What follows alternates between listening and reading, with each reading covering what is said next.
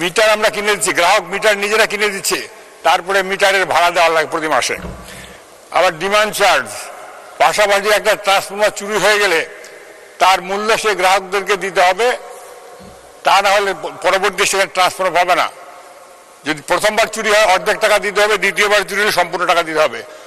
অনেক সময় দেখা গেছে টাকা দেওয়ার পরেও দীর্ঘদিন তারা ঘুরতেছেন ফিরতেছেন, ট্রান্সফরমার স্টকে নাই, মজুদ নাই, আসলে দিব, এই অবস্থা। সেই জন্য আমি মাননীয় মন্ত্রী মহোদয় প্রশ্ন করতে চাই, এই যে মিটার গ্রাহক কিনে দিবে তার ভাড়া কেন দিতে হবে, এবং ডিমান্ড চার্জ প্লাস এই ট্রান্সফরমার চুরি হয়ে যায়, এই জন্য কি মাননীয় স্পিকার গ্রাহক দায়ী?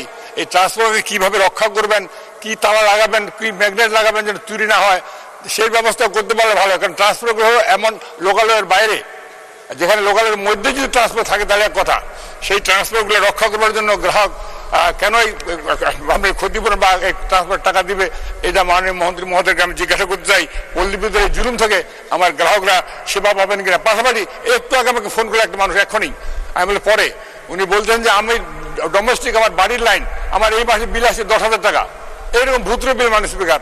তাই মাননীয় মন্ত্রী মহোদয় বলতে চাই, বিষয়টি উনি দেখবেন কি? আপনাকে ধন্যবাদ। ধন্যবাদ মাননীয় সদস্য। মাননীয় মন্ত্রী। ধন্যবাদ মাননীয় স্পিকার, ধন্যবাদ মাননীয় সংসদ সদস্যকে। আমি কিছুক্ষণ আগে এখানে তার তারকা চিহ্নিত প্রশ্ন কিন্তু পাঠ করে শোনালাম।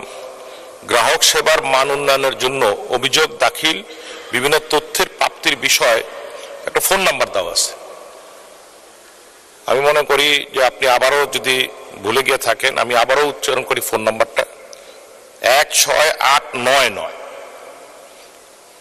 অ্যাকচুয়ালি আমরা গ্রাহক সেবা সারাদিন তো মন্ত্রীকে বলার প্রয়োজন হয় না মাননীয় স্পিকার, এত গ্রাহক, 5 কোটি গ্রাহক। এখন আমার মনে হয় সলিউশনের জন্য আমরা বিভিন্ন কল সেন্টার তৈরি করে দিচ্ছি।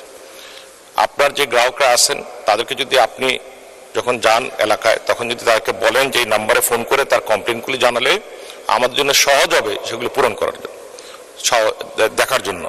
আরেকটা বিষয় হলো, মিটার যদি আরবি দেয় তাহলে সেটার জন্য কোনো ভাড়া দিতে হবে না। এইভাবে যদি কোনো রকম আপনার কোনো বিষয় থাকে, লিখিতভাবে আমাদেরকে জানান যে কোন মিটারে কোন গ্রাহকের কাছ থেকে মিটারের দাম নিয়ে, মিটার দেওয়ার পর আবার মিটারের দাম নিয়েছে।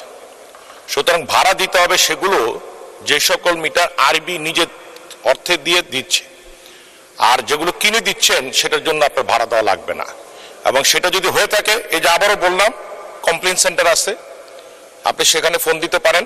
অন্তত আমি অনুরোধ করব, আমি তো দেখবই, কিন্তু আমিও অনুরোধ করব সকলকে, সংসদ সদস্যদের, গ্রাহক